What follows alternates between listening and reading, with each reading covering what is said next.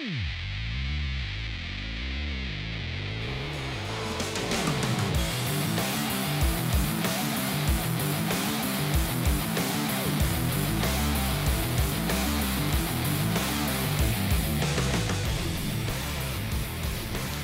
and welcome to this week's edition of Lakota Sportswatch. I am Bill Bretz, and joining me is my guest co-host this week, Bob Murphy. And we are coming to you from Care Flight Stadium here at Springboro High School. And Bob, I know you found out a little bit about this field. It's a very interesting story behind this field. Yeah, talking to one of the coaches from Springboro, he said that, I said, 10 years ago we came up here, this wasn't like this. I mean, you had a football field here, a couple stands. He goes, it's amazing what a hospital with little money can do. Miami Valley Regional Hospital donated the funds to install the turf, which we have a beautiful turf field. And if you can see, you will see during the game, the home grandstands. And then there are athletic complexes on the first floor, doctor's offices on the second floor, and more doctor's offices on the third floor over there. So it's not a hospital per se, but it's like a outpatient doctor's office deal thing where they can come and get treatment as needed. Okay, we can see we're in a very busy place here, so we have people just running around here all over the place. So, but anyway, we're here because we are in the first round of the Division I playoffs. Lakota East is going to take on Springboro here in a little while. So, but let's talk about a couple other things here with Lakota School District. First, we have 3 different sports to talk about right now. And the first one we'll talk about is the state cross-country meet. That was held today at National Trail Raceway up at Hebron, Ohio, which is east of Columbus. The second year in a row they've held it up there. And there was some East runners up there. And Matt Rice, senior from Lakota East, finished 66, 16-17 with his time. And then on the girls' side, Abby Van Fossen, sophomore, finished 14th with an 18-19 time, and teammate Kelly Burrows, senior, finished 18th, 18-31. So congratulations to those 3 runners for making it to the state meet. It's always great to be up at any kind of state meet, no matter what level it's on or whatever sport it is. As far as boys soccer goes, earlier today, West was in a game with Mason, a team that beat them earlier in the season. So they were meeting in the regional finals. Winner goes to the state Final Four. Mason won that game in a shootout 2-1 over West. So Mason will be moving on to the state Final Four, and West was trying to get there for the 4th time. They had been there before 2000, 2003, and 4. And in volleyball, Bob's a volleyball coach here, so we'll let Bob talk about volleyball. Well, Lakota East. Lakota East coming off that upset of #1 ranked Mount Notre Dame. Couldn't get it done today against another GGCL school. The Ursuline was able to take them down 25-15, 25-8, 14-25, 25-14. And when I saw the scores, Bill, I was kind of shocked because the disparity in the scores. Teams were obviously getting on runs, and usually when you get to that regional, it's nip and tuck, back and forth, 2 or 3 point games. And both teams were just swinging away probably, and one team got the better of it. And Ursuline got there because they beat Lakota West in the regional in the semifinal. And so the Ursuline Lions, they will move on to the state Final Four. So that's it for our non-football sports. Right after this message, we'll come back and we'll be talking about football for this week.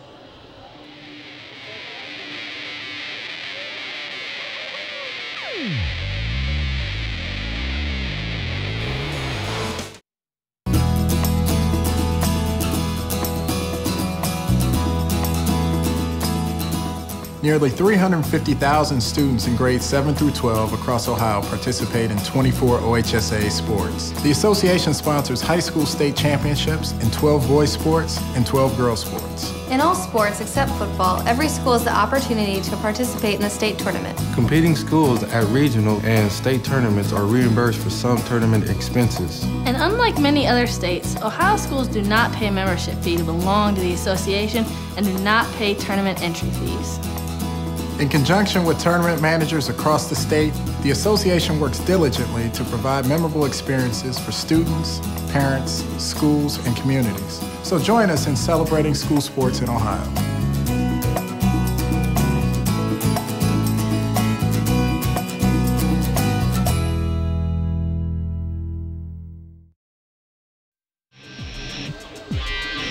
Bretz, Bob Murphy back here on Lakota Sportswatch here at Care Flight Stadium at Springboro High School. We will be here tonight for the Division I playoffs coming up here in a little bit. And Bob, first off, we've got two teams that are in the playoffs for the first time. We're going to talk about that a little bit later, but one team got there, Lakota East, with a big win over Lakota West last week. Yeah, we did that game, and what a game it was. The weather kind of similar to tonight, maybe a little more gusty, but Rick Haynes' team came out, and they were determined, bound determined. They were sitting at, I believe, 12 yes. going into that. 11th. Things yep. fell the right way, and they did what they had to do, which Coach said, all we can do is control what we do. And things worked out, and they're happy to be playing another week, and they're really rolling right now. And we're going to look now at the highlights from that East-West game last week. This year's annual Clash of the Titans between Lakota East and Lakota West will probably go down as one of the biggest games in Lakota East's history. A cold, rainy night at Firebird Field would set the stage for this epic battle. West got the scoring started early when Mikkel Horton had a 13-yard run to put the Firebirds on top. 3 minutes later, East answered when Shamata Palmore took off for 25 yards and a score to tie the game at 7 apiece.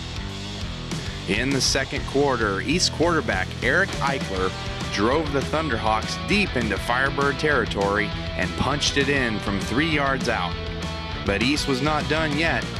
Later in the quarter, Keith Brady caught a 26-yard pass from Eichler as East stretched their lead to 21-7. West answered late in the quarter with a Malik Grove 16-yard pass to Tyler Jones to close the score to 21-14 at the half. Early in the third quarter, East continued their momentum as Rob Harpering takes a punt return for 56 yards and another score, making the lead now 27-14 Lakota East. But West answered yet again as Malik Grove surged ahead and scored another West touchdown from 1 yard out. Later in the fourth quarter, Lakota East put the final nail in the coffin as Nate Mays intercepted Malik Grove and ran it all the way back for a 25-yard score.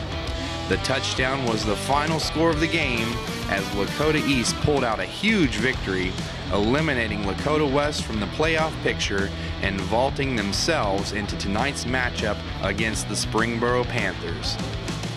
Final score, Lakota East 33, Lakota West 21. And we'll tell you that that Lakota East win stopped a 7-year West win streak in that. So it's been a long time coming since they did it. And I know Bob Ashby was talking about, I think back in 2005, it was kind of the other way around. West defeated East, kept them out of the playoffs, and now the East pays the favor back here, keeping West out of the playoffs. And the East has to be excited. You mentioned it is their first trip to the playoffs. Absolutely. Only been in existence, is it 16 years, I believe? Yes. 16 years, so this is their first trip. So I'm sure they're savoring every moment of it right now. And just a little thing about Lakota West. I'm sure this is just heartbreaking for Larry Cox and the guys over there. They won 8 in a row, first time in school's history, lost a really tough game to Colerain. I mean, they gave Colerain everything they could. And then this game, just because of those Harbin points and everything, they finished 10th in the Harbins. That's the way Harbins go. Yeah, you're at the mercy of the rankings, and the mercy of the teams you've beaten, what they do. And with the down years for Middletown and Hamilton this year, you just didn't get a lot of second-tier points, and that really hurt West.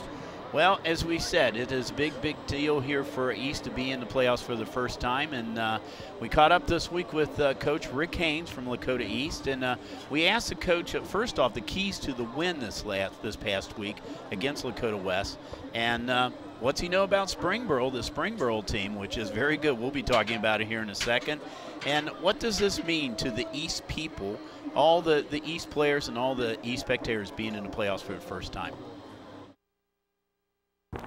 Well, I thought our defense played really well and created, 4 turnovers. I thought we were able to hold on to the football and keep their offense off the field. I think we had the ball for over 32 minutes and they had it for 15. And I thought we were able to run the ball effectively and move the chains. I know they're 10-0. I know offensively they're very, very good. They got a really good quarterback, 2 good running backs. They got good offensive line. Defensively, they're kind of an unsung group, and they just kind of run around and fly the football. So, I mean, they're not 10-0 by chance or by mistake. I mean, they've earned every win. Well, I think it means a great deal to these seniors to accomplish something for the first time in school history, and I think our student body and our faculty is excited about the opportunity for us to continue our season. Well, okay, Coach is very happy, of course, that the East is in the playoffs. We mentioned that Springboro is in the playoffs in Division I for the first time, although the Panthers have been in the playoffs previously as a Division II team. The last time was in 2005. Let's talk about this Springboro team. Just looking at the statistics, Bob, they are loaded. I believe they have scored 59 touchdowns this season. They love to score points. This team can put it on. You have 1,000-yard rusher in Hart, and then Longmore just under 1,000 yards. Schaff over 1,000 yards in passing, 700 on the ground. They are going to be a tough team to stop. Yeah, and it all starts with defense. I think Coach Haynes knows that. His defense has to come to play. He knows they're explosive. He said on our video, they're not 10-0 by accident. You don't become 10-0 just because you're named. So they went out and they beat who they had to beat, and he knows his defense has their work cut out for him tonight. Okay, let's take a look now at the East starters for tonight's game.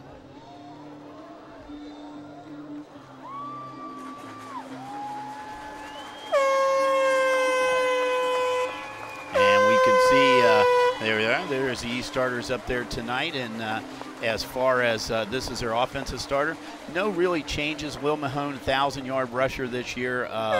Palmore, Eichler, they do a lot of option running, Bob. I mean, and this team this has been their bread and butter all season. Good offensive line up front there. Okay, go ahead. Well, I was going to say, sticking with the going to the defense there, this was the key last week, this defense they played. The Bostick's playing the defense. Nate Mays on the cornerback, I think he had the big pick and took it in for 6.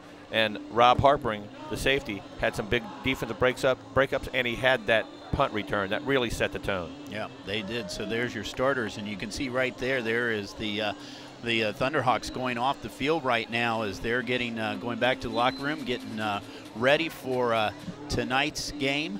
It is the first round of the Division I playoffs, and they will keep going here after this week. The winner of this game will play, I believe, the Moeller winner. I have it on another piece of paper, but they will play the winner of the Moeller game, and we'll be talking more about those games as we are during the game itself. So it is playoff action. It is week number 11 now, or week number 1 of the playoffs. Bob and I will be bringing you the Springboro Lakota East Division I regional quarterfinal game coming up right after this. Don't go away.